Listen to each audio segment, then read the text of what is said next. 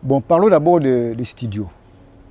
Nous, quand on a commencé, le studio qui était connu, meilleur, que tout le monde allait enregistrer, c'était la Renapec. L'actuel, la télescope, RTNC2. C'est ça. Tout le monde enregistrait là-bas, parce que c'est là où on enregistrait la musique. On faisait la musique, on enregistrait la musique profane, comme aussi la musique chrétienne. Nous, les premiers enregistrements qu'on a fait, c'était à Renapec. Évidemment, il y avait des petits studios que j'ignore encore. Bon, ce n'était pas vraiment bien approprié. Tout le monde allait enregistrer là-bas. Le meilleur à ce moment-là, c'était l'ingénieur Ilondo. Ilondo, si vous demandez aux anciens de la RTNC, ils connaissent Ilondo. Il était le meilleur preneur, parmi les meilleurs preneurs de musique, quoi. Après la Renapec, il y avait, après la Renapec, si je ne me trompe pas, il y a les catholiques, avec le père Alphonse, quelque chose comme ça. Parce que nous, quand on a enregistré avec Mombaya, quand on a enregistré avec Mombaya, c'était à Limité, à Saint-Paul. À Saint-Paul, quand on a enregistré Ya Solo, c'est avec Saint-Paul. Et puis après, il est venu Sangomalam. Sangomalam a vraiment beaucoup contribué. Il y a Sangomalam qui a beaucoup contribué avec Jim Sawaski. Il a commencé d'abord chez lui à la maison, sur Saint-Luc là. Je ne connais pas l'avenue. Sur Saint-Luc là, il a commencé chez lui dans le garage. C'est là où d'ailleurs nous avons enregistré notre premier album, je crois. C'est notre deuxième album avec la chorale évangélique chez Sawaski. Là, ce n'était pas encore le studio Sangomalam, c'est Jim Sawaski. Et c'est quand il a quitté Saint-Luc, il est venu sur l'avenue de l'église avec Paul et José.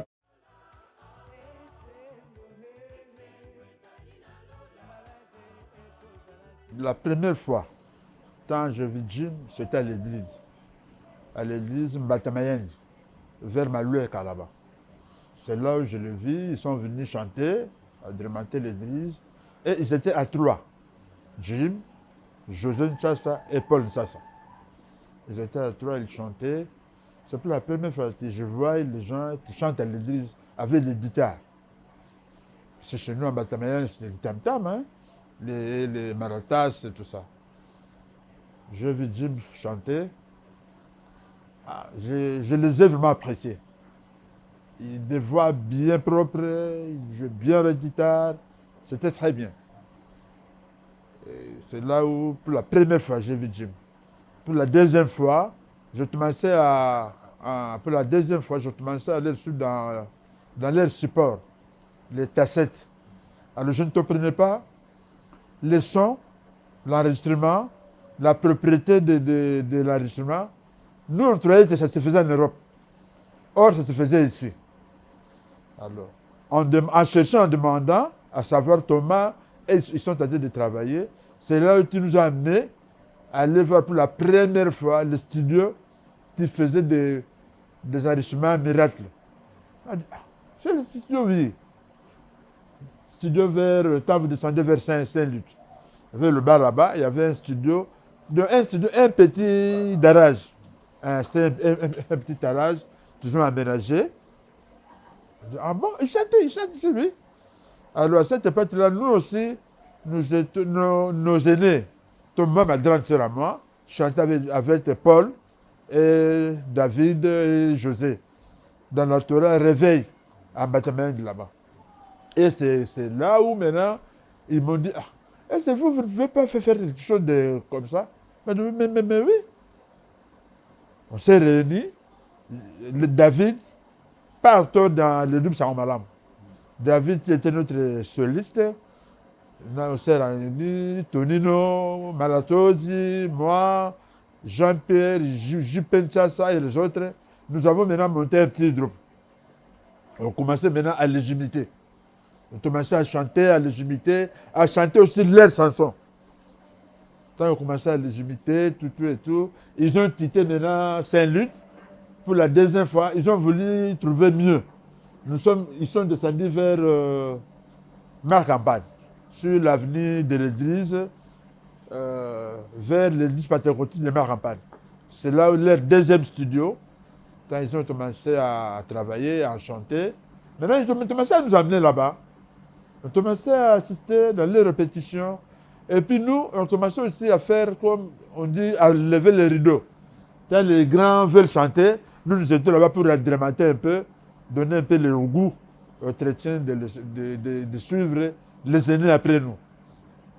Et ça a continué comme ça, ça a continué comme ça.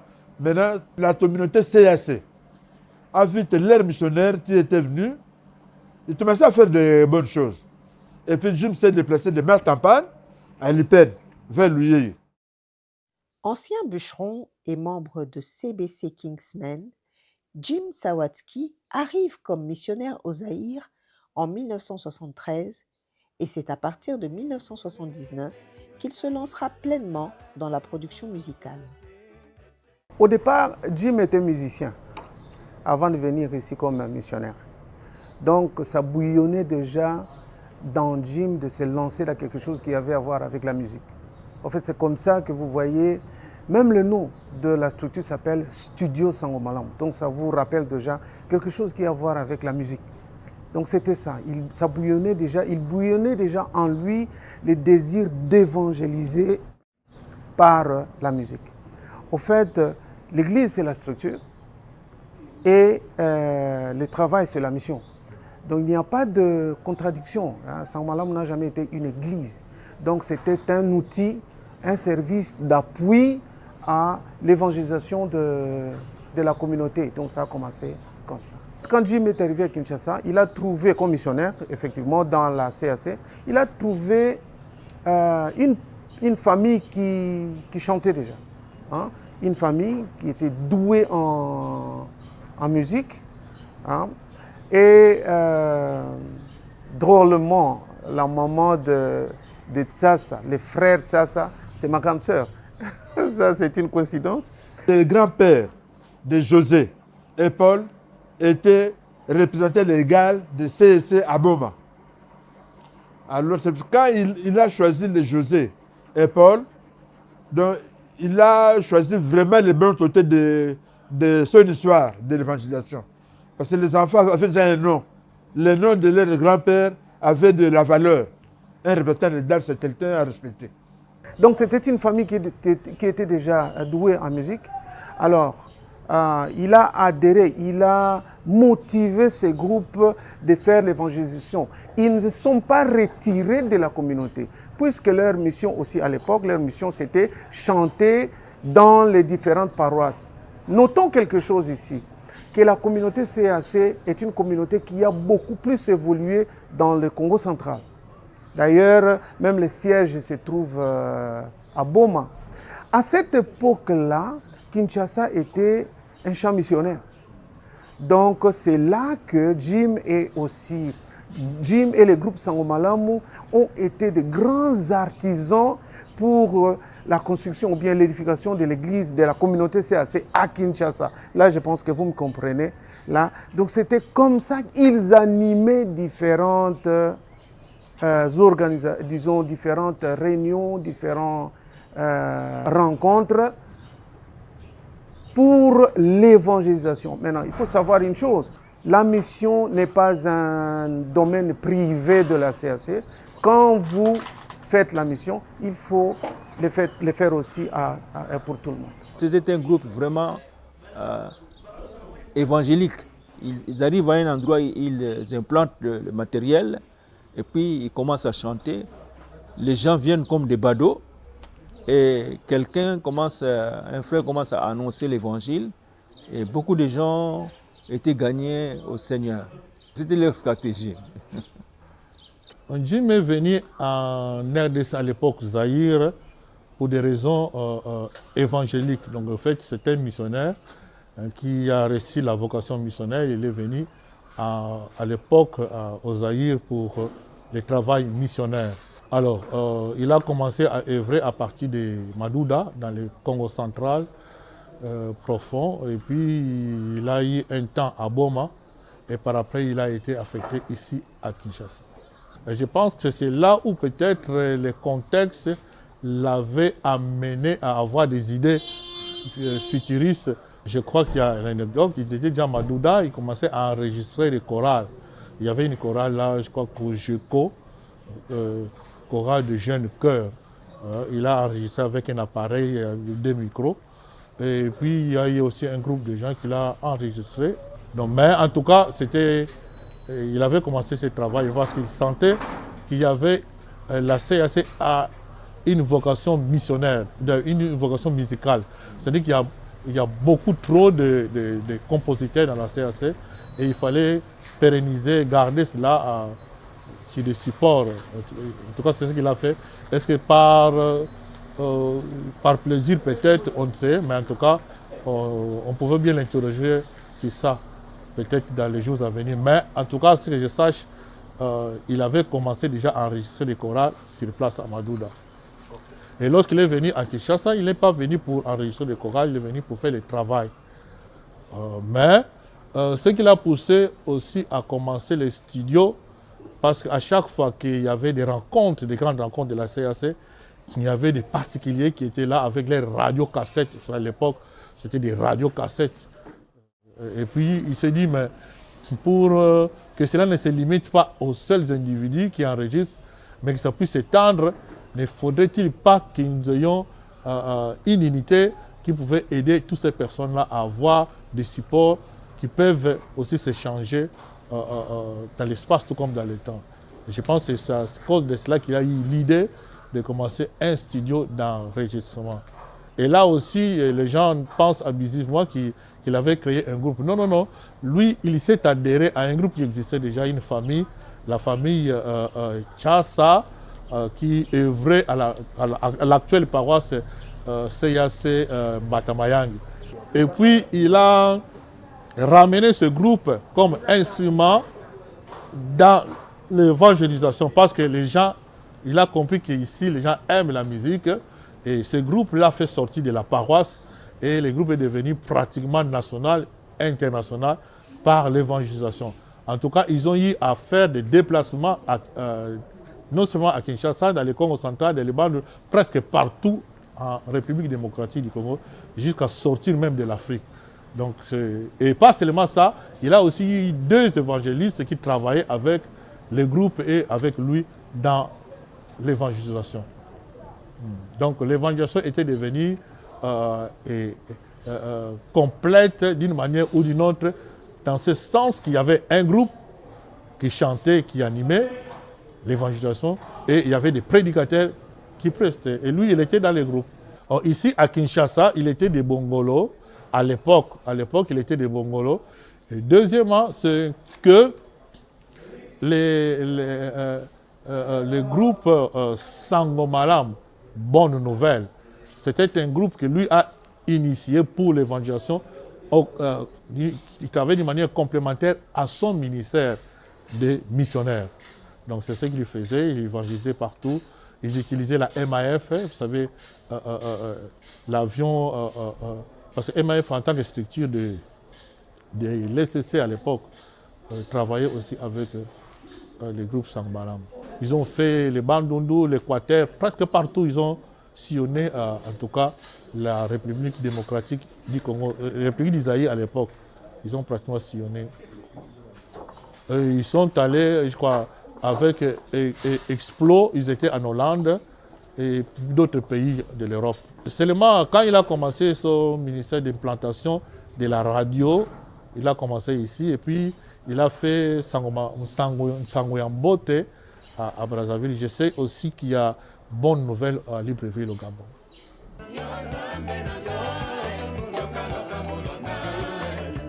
Pour intégrer un groupe aussi exigeant que Sangomalam, il fallait en démontrer les compétences, mais surtout être disposé à œuvrer dans un cadre évangélique missionnaire. Moi-même personnellement, au début de Sangomalam, comme groupe musical, j'ai très brièvement joué dans le groupe, en tant que groupe musical. D'abord, la première chose, il y avait beaucoup de compositions du groupe. avec un rythme qui n'était pas sébène, qui n'était pas trop cantique non plus. Un groupe, je dirais, un peu intermédiaire par rapport à ce que nous avons aujourd'hui.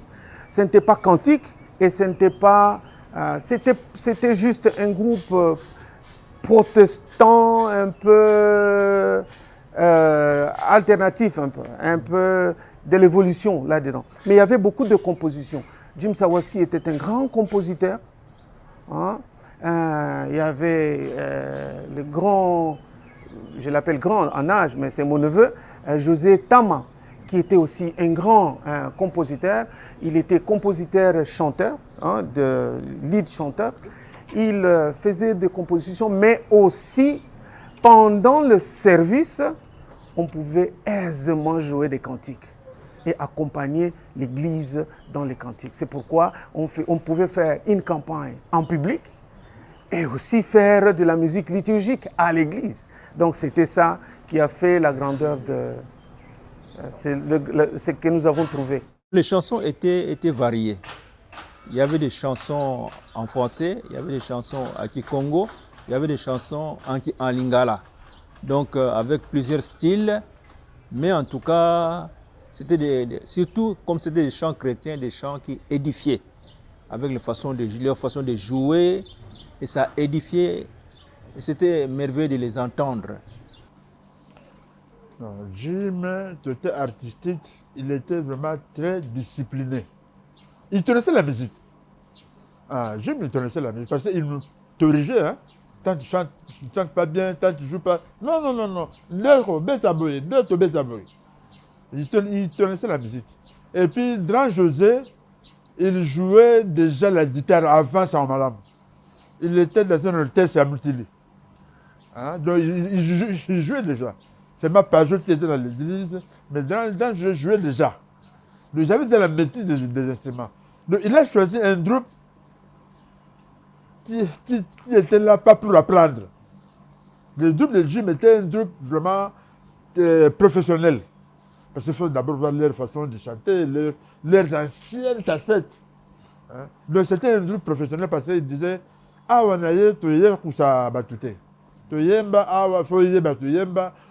peut te retardrer. Mais si tu ne sais rien, comme le frère, il y avait un frère qui voulait venir chanter. Jim Arubindeto, Namoniyo Vanayo et Bruni na radio. Tu roloba bien. Frère Loge, je pense, Loge. Il voulait venir chanter, mais il a passé de bons moments à la radio sans madame. Parce que Jim, il savait comment déceler le talent. Hein? Comment déceler le talent. Namoniyo, frère, faut se la boyer. Namoniyo, faut se la boyer. Et c'est ça.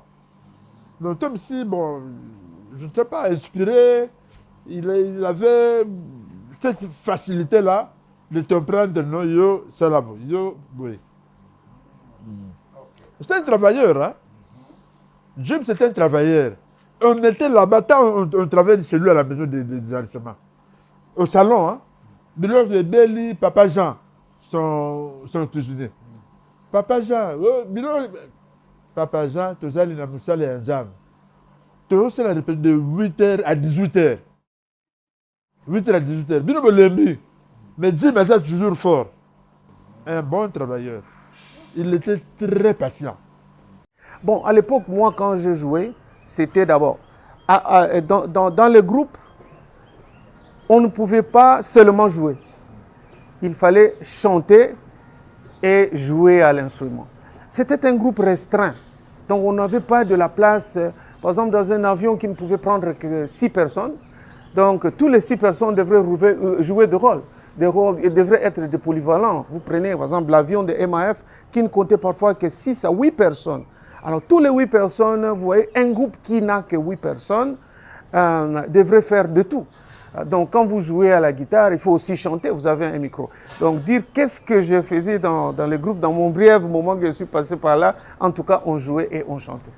À l'époque, il n'y avait que la guitare. Moi, quand j'étais là, il n'y avait que la guitare et le drum, qui était aussi très léger, en ce sens, à ce moment-là. Ce n'est pas du drum solides comme on les a aujourd'hui. C'était une percussion légère, mais au moins il y avait la guitare basse, la contrebasse acoustique.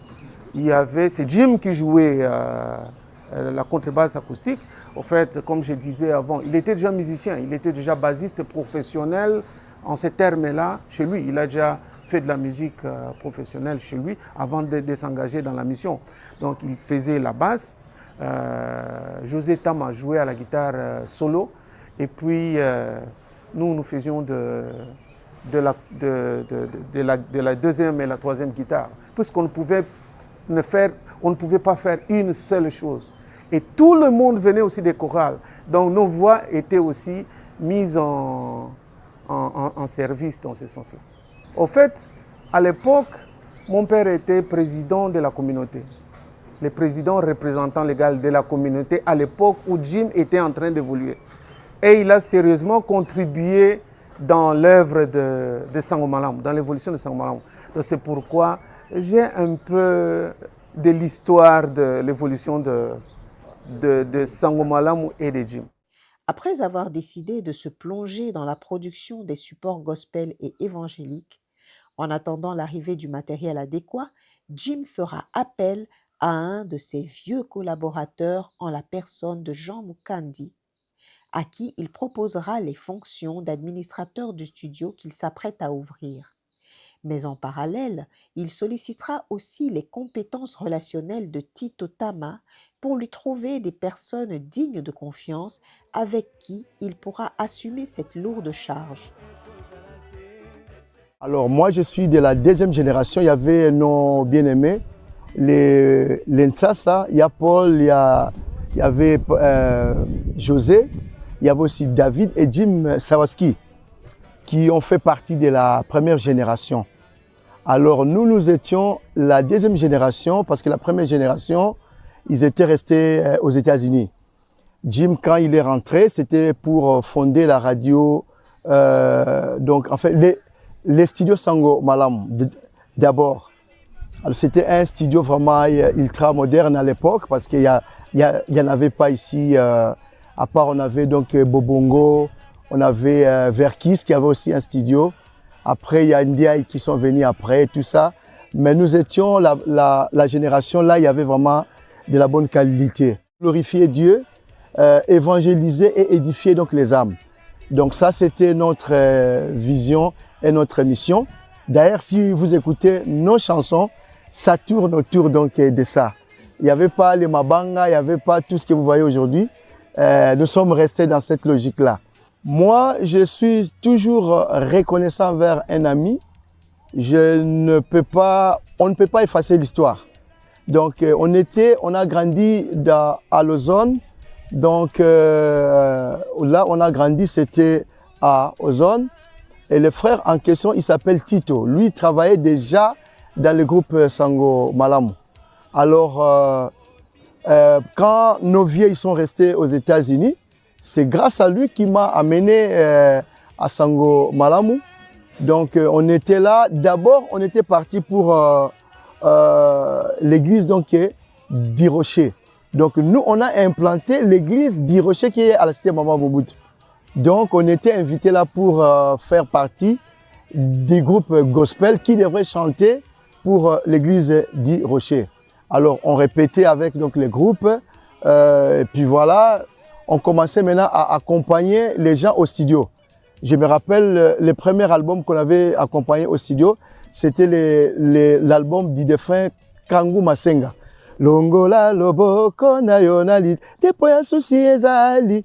Paix à son âme, j'étais aussi à ses obsèques à Londres, il nous a quittés. Alors voilà, on a fait ça. On a aussi fait le chœur donc avec l'album donc de Papa Mente. Donc on a fait plusieurs donc chœurs et par là, alors j'ai été désigné d'être le chef d'orchestre du groupe Sango Malamu. Donc même les Mundele, les Jim Sawaski, les Koul Matope, Joël Bumba, Sami Biaï, ainsi que Tonino Massamba, donc j'étais leur dirigeant. Grâce à ce groupe, on est parti en Hollande faire des concerts. On a fait 24 concerts dans 21 jours. C'était pour collecter les fonds pour la radio Sangomalam. Donc c'était une belle aventure d'aller pour la première fois en Europe. Je n'avais pas payé ni les visas ni les billets. Donc c'était vraiment de la grâce de Dieu. Afin de mieux cerner les atouts qui ont aidé Sangomalamu à marquer le paysage médiatique et musical congolais, Jean-Paul Landou nous raconte ici les valeurs humaines et spirituelles qu'incarnait le missionnaire Jim Sawatsky et comment cela les avait fortement impactés. Bon, Jim était papa, était pasteur évangéliste. Mais lui, il aimait que nous l'appelions frère Jim. Il se sentait mieux en frère. Frère Jim. Entre-temps, il était papa, pasteur, évangéliste. Mais dans la peau de frère, il se sentait vraiment rapproché de nous. Hein? Il se sentait vraiment rapproché de nous. Frère Jim a dit, bon, la ligne bino mingi, la ligne alkabaje l'auto la bino. On avait des coiffures, hein? Ça parce qu'on a vieilli. Si tu vas dans nos anciennes photos, vous verrez des fatigues, des peines, tout ça. Et c'est ça qui a fait une personne quitter la borne. Parce que les gens de la borne, ils étaient tellement spirituels, ils commençaient à dire à Jim, Jim, le ministère de Dieu, tu as firmé ton plité comme ça. Jim a dit, lobby boy, Baba n'a pas rien sous-souté. Et puis cette lundi, c'est resté. Hein? Et puis nous avons mis fin à la borne, maintenant nous sommes allés à la ligne là-bas. La ligne qui est basée à la boye. Parce que basée à la gêne, boye, Robenga, la gêne me souffle. C'est basé très propre. Comme notre deuxième monsieur qui joue à la santé, Joël Bumba. Il fut aussi ingénieur à Sangomalamu. Joël Bumba avait des coiffures très compliquées là-bas. Mais Jim, lui, il aimait que nous soyons comme ça avec nos jeans, délavés, tout ça, polo, casquette. Je vous aime comme ça. Et votre comportement, votre façon de vous habiller, ça fait attirer d'autres jeunes. Les deux jeunes vont voir, non, mais ces jeunes-là sont comme nous, mais comment ils sont dans le Seigneur? Comment ils chantent? Et c'est ça qui a fait que nous gagnions beaucoup de chrétiens, restaient Mamobutu, et puis c'était Verte, et puis c'était Pumbu. Jim, moi, depuis qu'on était avec Jim, je ne l'ai jamais vu se fâcher. Être vraiment dans un autre état là. Jamais. Jim avait toujours les dents dehors, donc il souriait. Mais le problème de Jim était de respecter le matériel. Un jour, notre dirigeant avait la guitare solo. Il jouait la guitare. Quand il voulait se déplacer, il a trébuché. Donc le dirigeant est tombé, lui, il était tombé dans la guitare en haut. Donc lui, le problème, c'est Thomas respecter le matériel. Là, vous serez très bien avec Jim. Le respect du matériel, parce que lui, c'est ça sa vie. C'est ça sa vie. Sa façon aussi de travailler. Donc, Jim descendait trop bas. Même quand vous venez faire des enregistrements là-bas, si tu n'arrives pas à la gamme là, il te dit, papa, tita yemba boy, zelana yembe la yo. Il te donne la voix de synthé. Donc, il te donne la voix, et puis, Olandi. Et puis, Jim, dans sa façon de vivre, ni t'étais le bon comportement de Jim, sinon il était pillé, dans le premier pillage. Jim entendait le chède, les enfants de la rue. Les enfants de la rue venaient chez lui, avec des trilots déchirés, dans leur façon de vivre. Jim leur donnait de vivre. Il leur donnait de vivre à manger, des habits, des friperies, il donnait à ces enfants-là. Et ce sont ces enfants-là qui ont monté la sécurité à la première pillage. Parce qu'on pillait les babindélés. Mais les enfants là ont même défendu que les militaires puissent entrer chez Jim. Donc vous voyez maintenant la paternité de Jim pour ces enfants-là. Être sécurisé par les chèdes, ce n'est pas facile. Hein? Les militaires sont venus avec des armes. Ils n'ont pas pu pénétrer chez Jim. Les enfants des chèdes étaient là-bas. Avec nostalgie et détail, Jean Okandi se rappelle de son enrôlement dans cette grande vision gospel qui deviendra plus tard un creuset puissant du christianisme en RDC. Jim, je l'ai rencontré en fin 80, 1980.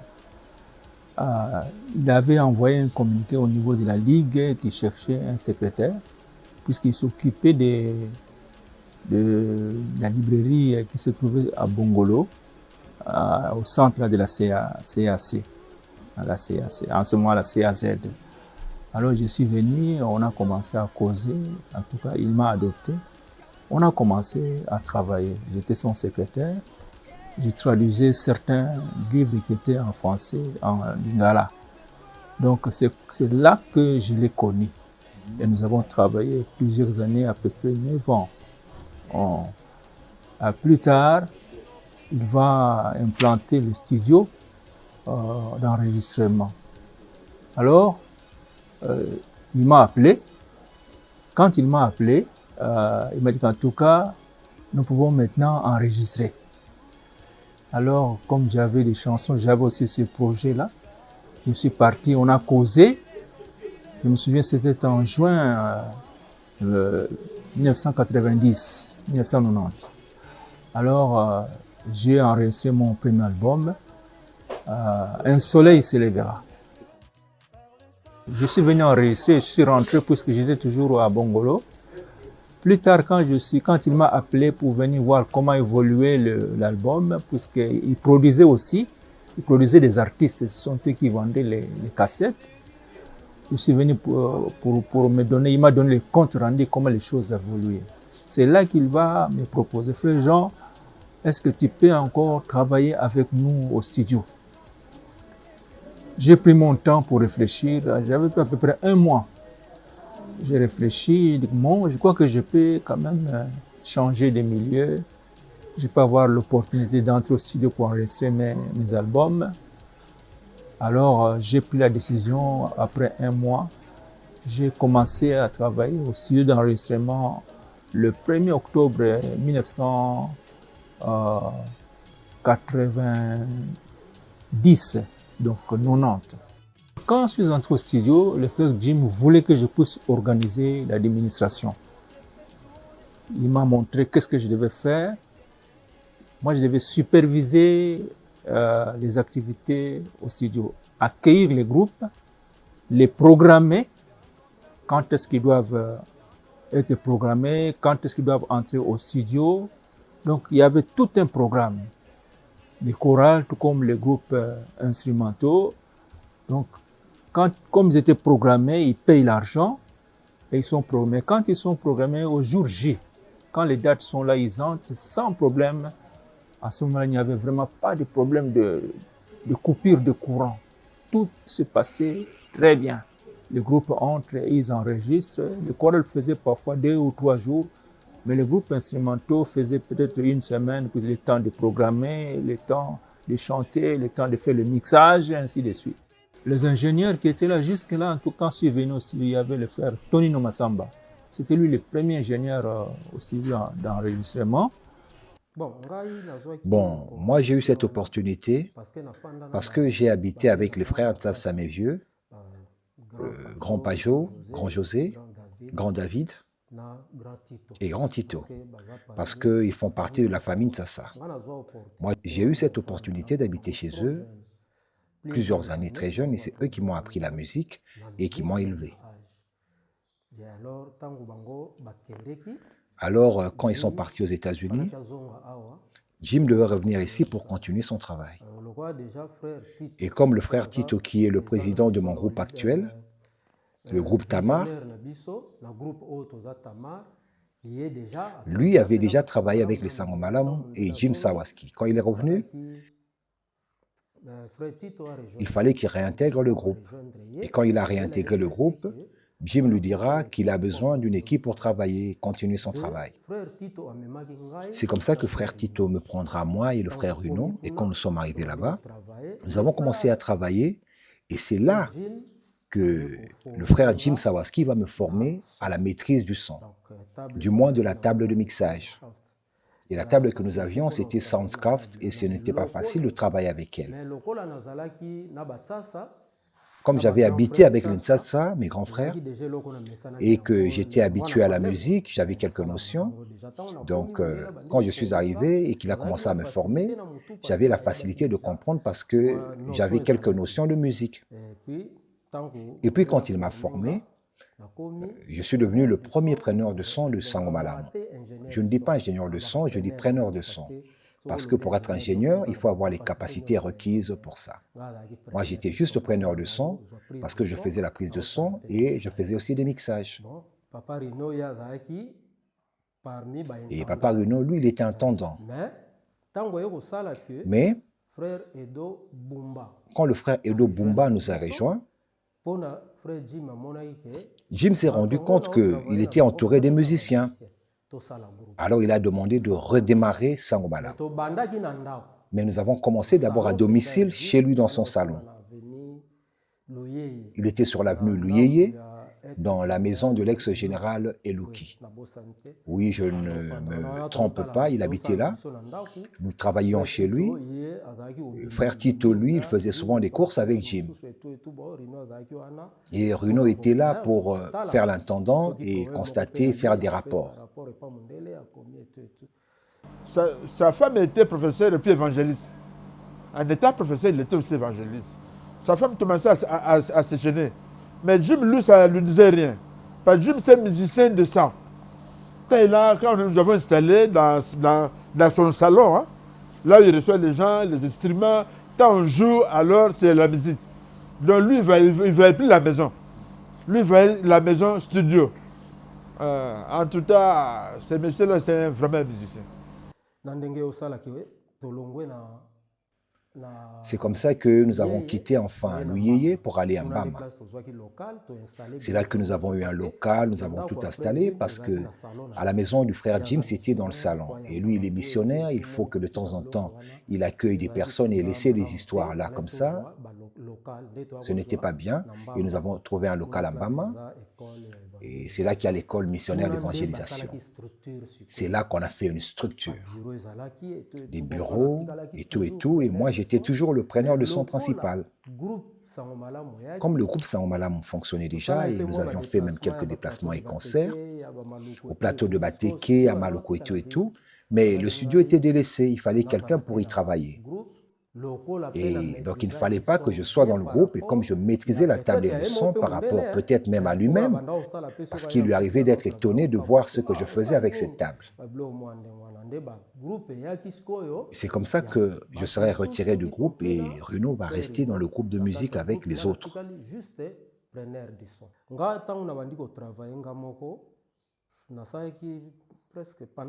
J'ai travaillé presque pendant 5 ans où je travaille seul, la nuit, le jour. Ça veut dire que je quitte chez nous lundi matin et je rentre samedi matin. Je travaille le matin, je termine, je travaille l'après-midi, je termine, je travaille la nuit. Et pour manger, j'allais juste à l'Upen et je prenais un petit cabri, je revenais pour continuer à travailler. Après 5 ans, c'est alors qu'un membre de la famille de Tito, qui s'appelle Lobich, qui est à Londres, qui va nous proposer les services du frère Joël Bumba, qui était son ami. Et il va me proposer et me dire, j'ai un ami qui joue bien au clavier, il est très intéressé en ce qui concerne le studio. Et je lui ai dit, bon, ça va, je vais demander au frère Jim. Quand je demanderai au frère Jim, il me dira, emmenez-le. Quand il arrive, il cause avec Jim, Jim l'a reconnu. Parce que le père de Joël était docteur à Kikonzi. Et quand Jim allait en tournée à Kikonzi, ils se sont rencontrés là-bas. C'est comme ça que Joël est facilement entré dans Sangomalamu. Mais quand il est arrivé, là-bas, il utilisait Atari. Mais nous, nous étions sur Soundcast en analogique. Et pour qu'il s'habitue, qu'il s'adapte bien, avec la table Soundcraft que je maîtrisais déjà, c'est comme ça que je lui avais donné quelques notions de maîtrise par rapport à cette table. Ce n'est pas du tout une formation parce qu'il maîtrisait déjà, mais juste lui dire comment cette table fonctionnait. Et Jim voulait vraiment que nous puissions protéger cette table et je savais là où il fallait toucher et là où il ne fallait pas toucher. C'est comme ça qu'il fallait que je montre à chacun comment il fallait l'utiliser. Et Joël l'avait vite maîtrisé. Quand Joël l'a maîtrisé, celui qui a suivi, c'était Koul Matopé. Et celui qui emmenait Cool, c'était le frère Tito.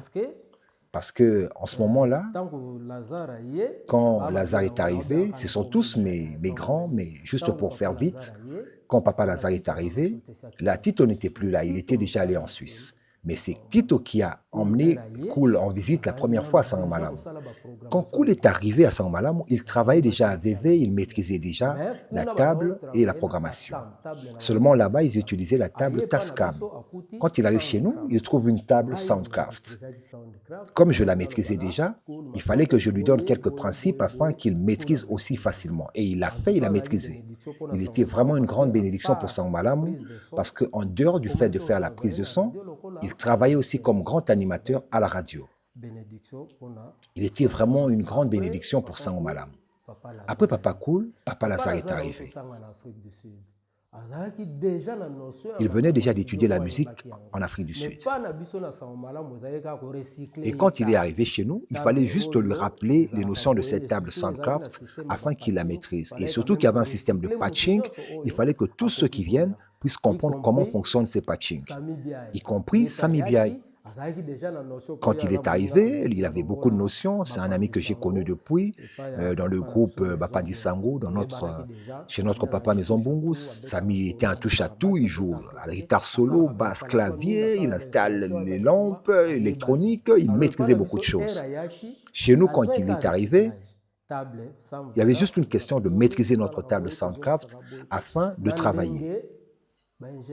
Et c'est comme ça que d'autres ingénieurs ont suivi après. Mais Papa Emma Moulopo, si je dois être direct, c'est vraiment celui que j'ai eu à former. C'est vraiment mon produit.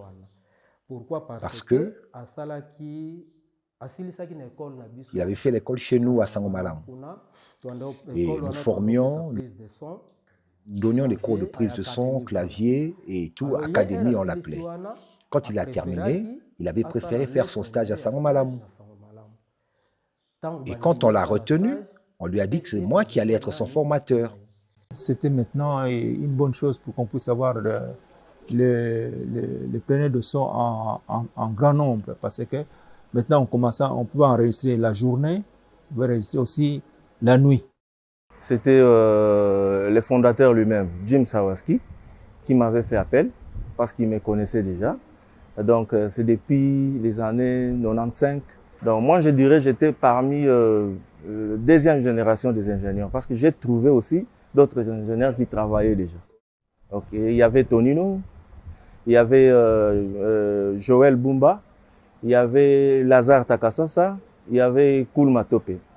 Voilà. Le frère Cool est venu au studio pour enregistrer son album avec les frères Zola.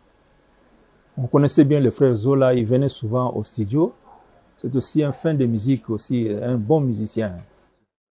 Alors, ils sont venus, on les avait reçus, on les avait programmés, ils ont commencé à enregistrer au studio. Quand ils ont terminé, il avait pris goût aussi, on a fait connaissance, il a commencé à venir au studio. C'est alors qu'on va commencer à connaître son histoire, c'est lui-même qui témoignait. Il venait du monde où il ne connaissait pas encore le Seigneur. Mais comme il a commencé à s'intéresser à suivre le Seigneur, il est venu, il était devenu un habitué. On a aussi découvert que c'est un frère qui savait aussi manier la table de mixage, il pouvait enregistrer, puisqu'il a travaillé aussi du VV. Alors le frère Jim s'est intéressé à lui, et comme le frère Jim avait un projet de radio, il y avait M. McDonald, il se connaissait avec M. McDonald, parce que nous n'avons pas la licence d'exploitation, nous n'avons pas de documents. Alors, il a voulu s'intéresser à M. McDonald, qui avait la licence, et ils ont décidé que la radio puisse fonctionner sous forme d'extension. Radio Believer, la radio qui se trouvait à Bukavu. Radio Believer, extension de Kinshasa. C'est comme ça qu'on fonctionnait dès le début. Alors, on a commencé, je me souviens, le premier signal est parti le 31 décembre 1993. On avait lancé le signal et la radio a commencé. C'était Cool qui était le premier animateur et la sœur Mati qui deviendra plus tard son épouse. Ce sont eux qui ont commencé à animer à la radio Sango Malamu.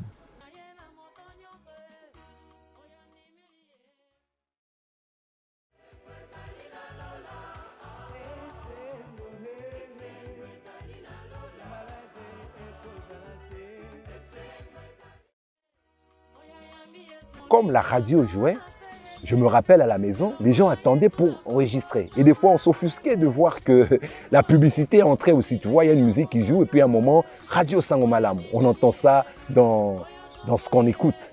Mais les gens avaient maintenant la facilité d'enregistrer. Et comme ils enregistraient même avec ce son qui disait Radio Sango Malamu, c'était comme une pub aussi. Donc les chansons faisaient la pub de la radio aussi. Et la radio, elle, faisait la pub des chansons, en fait, la vulgarisation des chansons. Et ce qui fait que ça donnait un engouement autre. Avec nos cassettes, on pouvait écouter partout, dans les voitures, avec le Walkman. Je me rappelle encore, hein, on mettait la cassette, le Walkman. Et c'était vraiment ça. Donc, ce commerce des radios à double cassette et la radio Sango Malamu a aidé beaucoup de personnes maintenant à faire des copies à la maison et à avoir de la musique chrétienne à la maison. Et donc, voilà un tout petit peu. Ça démocratisait la chose en fait. Hein. C'était accessible à tous. Et donc les chrétiens, les gens qui aspiraient à chanter, à entrer dans la musique chrétienne, il y en avait de plus en plus. Parce que c'est quelque chose qui plaisait, il faut le dire, et qui bénissait vraiment le peuple de Dieu. Il faut le reconnaître, même les musiciens peuvent témoigner, que Sango Malamu, le studio Sango Malamu a œuvré pour l'éclosion, pour l'épanouissement de la musique chrétienne. Il n'y avait pas vraiment beaucoup de studios. Il y avait les studios, j'entendais parler des studios Bobongo, mais qui n'avaient pas cet objectif que nous avions. Alors, le studio Sango Malamu, qui avait 16 pistes en ce moment-là, a œuvré pour l'épanouissement des musiciens. Tout le monde était au courant. C'est pourquoi beaucoup de groupes venaient. Les chorales, les groupes instrumentaux, ils venaient nombreux pour enregistrer. C'était véritablement l'époque d'or où la musique chrétienne pouvait s'épanouir. Comme on avait commencé sur la radio, quand un groupe termine à enregistrer, on pouvait leur demander la cassette pour qu'on puisse diffuser sa musique à la radio. Et c'était vraiment merveilleux. J'ai travaillé sur les éditions à l'époque. On produisait, je crois, beaucoup d'albums, plus de 10 par mois. Et Jim aussi était là, je l'assistais, j'étais à côté de lui. Et on causait avec des mamans Elissa et tout le monde. Par exemple, quand on voulait aller le 31 décembre, la chanson qui englobait tout le monde, qu'on appelait Lisanga. Alléluia, Tokumisa, Yesu Masia, même Matondo. Et beaucoup de gens chantaient dans de diverses langues, Chiluba, Swahili, Kikongo. En tout cas, nous étions au top. Voir même Papa Lemolo était venu ici, c'est un produit d'ici. Je me rappelle, avant même que nous faisions le journal, il passait avec les Gaël. Mais nous avons fait vraiment des exploits. Et nous étions uniques à l'époque. La renommée du studio poussera tous les ténors de la musique gospel zaïroise à s'y fidéliser. Et cela sera cristallisé par la réalisation du projet fondateur de l'Association des musiciens zaïrois AMCZ, l'album Kembo na Yahweh. Un support qui du reste sera largement médiatisé par la radio Sango Malamu.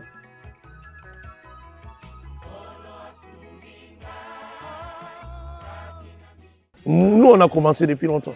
Mais nos chansons ne se jouaient que dans la RTNC, dans la chaîne RTNC, à la RTNC plutôt.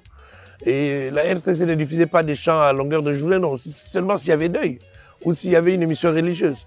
Donc nous, nos chants meublaient les émissions religieuses du côté chansons, côté tout ça. Mais c'était vraiment pas pour vendre. Moi, je me souviens même, j'ai fait une cassette pour le compte des filles de Saint-Paul qu'on a distribuée aux filles mères, aux désœuvrés comme ça.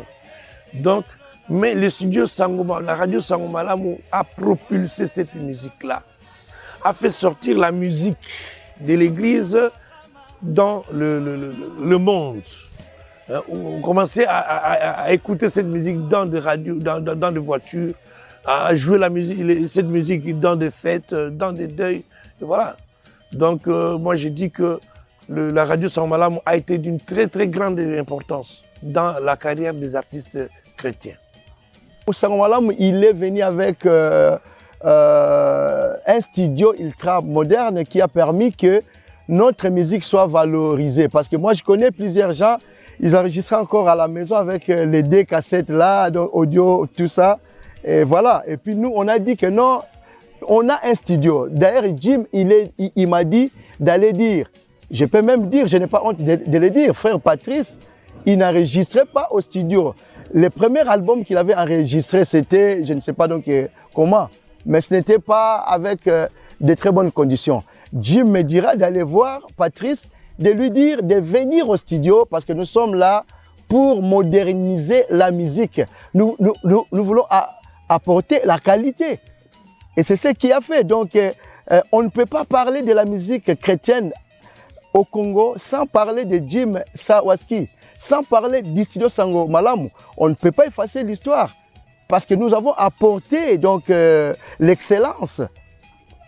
C'est ce qui a fait que notre musique maintenant a traversé plusieurs frontières parce que c'est la qualité. Si vous écoutez l'album Yahweh, que tout ce qui respire, la qualité qu'on a fait là, jusqu'à aujourd'hui, elle tient la route. Nous étions la plaque tournante de tous les musiciens, des évangélistes qui devraient faire donc leur pub pour leur croisade à la télé ou bien à la radio. Donc tout passait par chez nous. Sangomalam a eu un grand apport dans l'aspect où ils ont apporté du matériel et ils ont formé une nouvelle génération d'ingénieurs et de techniciens sur une technologie. C'est vrai qu'aujourd'hui on ne l'utilise plus, mais à l'époque c'était vraiment ce qui était à la page. Et cette mise à jour des techniciens a permis que le gospel, la musique chrétienne qui était chantée, quitte un tout petit peu ce tam-tam, un tout petit peu juste, mais comme il peut moi, vous pouvez bien boîte à rythme, musique sur beat à la boîte à rythme, moi effet, moi studio, prise de son.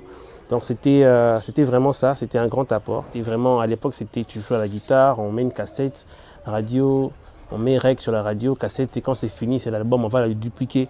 Mais avec eux, il y avait moyen de faire plusieurs pistes. Il y avait des studios qui avaient 3 pistes, 4 pistes, mais eux, ils avaient 16 pistes. Et donc, il y a eu un apport en termes artistiques, les arrangements. Quand on entend des chansons avec les belles musiques de Denis Ngoundé qu'il y avait à l'époque, Matou Samuel, presque tout le monde qui a sorti des chansons venait à Sangomalam parce qu'il y avait de la qualité. Et c'est vraiment là. Tu peux enregistrer ailleurs, il faut que tu rentres là pour être sûr que tu es dans le temps présent quoi, à l'époque. Donc c'est ça. Côté formation, il y a des générations qui sont passées. Par là, on a les Renault Vumbi, moi j'ai rencontré Kulma Topé, j'ai rencontré Dodo Miranda. Donc leurs œuvres ont eu de l'impact durant des générations. En tout cas, Moutounio Sabane Nantes a bénéficié de l'œuvre à Sangomalam. Bon, on a les musiciens qui ont commencé à Sangomalam. Ce que moi j'avais remarqué, qu'ils ont amené un peu de classe dans la musique chrétienne. Et la plupart ont commencé à faire la musique classique. Je vous ai dit, je suis passé par l'INA.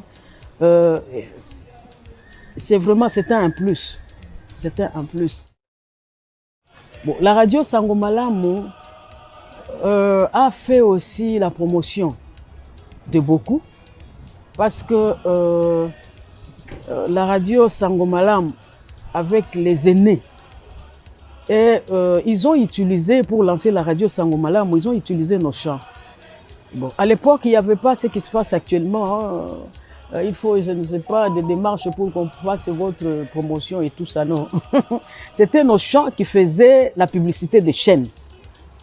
Et ça fait que ça a contribué aussi à promouvoir aussi beaucoup de musiciens chrétiens à l'époque. Au quotidien, Jim a donné de son temps, sa connaissance et ses biens aux jeunes et collègues avec qui il s'adonnait à l'évangélisation, et cela a sans doute galvanisé toutes les structures évangéliques qu'il montait, du groupe à la radio SSM, passant par le studio Sangomalam. Sango Malamu, je vois ça en deux phases. Il y a la phase radio Sango Malamu, et il y a aussi la phase groupe Sango Malamu, groupe musical Sango Malamu. On était encore tout petit vers les années 92, 93. Je me rappelle que j'avais le programme de Sango Malamu en tête. Je sais que tel jour, il y a telle émission, à telle heure, c'est tel journaliste qui va animer. Par exemple, le papa Jonathan, le papa qu'on appelait José Mungala Mouké, il y avait papa Fouti, papa Sita, tous ces grands pasteurs, ces hommes de Dieu. Et c'était quelque chose qui avait amené, qui avait boosté l'évangile. Et au travers de ces émissions, beaucoup de gens étaient édifiés. Et je me rappelle même, j'avais demandé qu'on puisse m'acheter ma petite radio à moi. Radio, il y a ma pile. J'avais ma petite radio, où partout où je partais, j'avais ma petite radio en train de suivre les émissions de Sango Malamu. Vous voyez, c'est quelque chose qui a bouleversé l'évangile, qui a encore fait entrer l'évangile dans des maisons. Je quittais Matete pour aller à l'IPEN, à la radio Sango Malamu. Ne fût-ce que voir les personnes qui parlaient à la radio là, je voulais les voir comme ça. Et les jours que j'ai vu papa Jonathan, José Mungala Mouké, tout ça, et j'étais émerveillé. Par rapport à la vie chrétienne, même je peux prendre l'exemple des pasteurs. Les pasteurs ébélés, ils sont sortis dans Sango Malamu. Je ne dirais pas qu'il y avait une école de formation des pasteurs, mais par rapport aux prédications et toutes les émissions qu'on faisait passer à Sango Malamu, les pasteurs ont payé les pasteurs dans ma théâtre à Sango Malamu. Les anciens, bon, je ne préfère pas citer les noms, hein, ils sont là, ils se connaissent. Parce qu'à l'époque, quand tu suis l'émission Parole de vie de papa révérend docteur Sita Luemba, qui est notre père, le bas que vous avez à monter, il y a l'Ibanga pour ne pas changer. Je prends papa René Fouti Luemba, le fait pasteur Babaka, le fait pasteur Charles Yangou, qui d'autres je peux citer, le papa Dika, Dianzinga, donc ils sont nombreux. Il y avait, quand tu suis Sango Malamu, même si tu prenais de la bière, c'est-à-dire, il n'y a pas quelqu'un qui est venu devant toi te prêcher que les choses qui vont sortir de cette radio-là, tu vas voir comme s'il y avait quelqu'un ou ton voisin qui t'y a parlé, qui est parti t'acquiser à Sango Malamu. C'est le Saint-Esprit. Donc, beaucoup sont devenus des pasteurs, beaucoup d'émissaires chrétiens ont été promis par Sango Malamu et beaucoup d'églises aussi et botami pour Sango Malamu. Et même les radios chrétiennes, nous sommes botami pour Sango Malamu. Comme Sango Malamu a sa ligne de conduite, a sa ligne éditoriale, comme nous disons dans les journalismes, il y a eu des gens qui se sont convertis au travers des prédications de Sango Malamu. Mais bien après, quand ils se sont convertis, certains se sont, comment on dit les termes que vous utilisez souvent, s'auto-proclamés pasteurs. Ils sont venus à Sango Malamu demander les espaces. Et le pasteur René Fouti Luemba a dit, non, mon frère, je sais que tu as été converti, mais va étudier la théologie, la philosophie, pour que demain, quand tu termineras, que tu viennes, Sango Malamu va te donner l'espace à la radio pour commencer ton émission. Malheureusement, ça n'a pas plu à beaucoup d'entre eux. Ah, Sango Malamu a beau un espace accueilli à Fongoli Radio. Ah, Sango Malamu a beau un espace accueilli à Fongoli Église. Donc, en tout cas, 80% des radios chrétiennes que vous suivez aujourd'hui ont été ouvertes parce que Sango Malamu a le qui la bango. Non, non. Botanganano. Pour biso, makambo na lali na lamu qui n'a commis pasteur. En tout cas, Sango Malamu n'aime pas ça. Nous aimons que les gens, quand vous recevez l'appel, que vous soyez aussi formés pour éviter des hérésies. Et leur musique, c'était une musique propre, une musique pure, sur le plan technique, sur le plan artistique. C'était une musique très propre. Et sur le plan fond, le message que transmettait cette musique-là, c'était une musique qui avait aussi beaucoup révolutionné les choses. Jim Sawaki qui chantait par exemple « Je t'aime Seigneur, car tu es Dieu, car tu es mon refuge. » Tu vois un peu? Il y a Papa Nino Vumbi qui a chanté « Totika Nikumba, nyonse pai nae, akope sabiso kimia. » Il y a David Nsassa qui a chanté « Samambote waiza maza. » Vous voyez un peu? Kantik Mokoboye qui avait amené un plus, mais sur le plan forme, sur le plan fond, impeccable. Sango Malamu. Nous gardons de très bons souvenirs de Sango Malamu.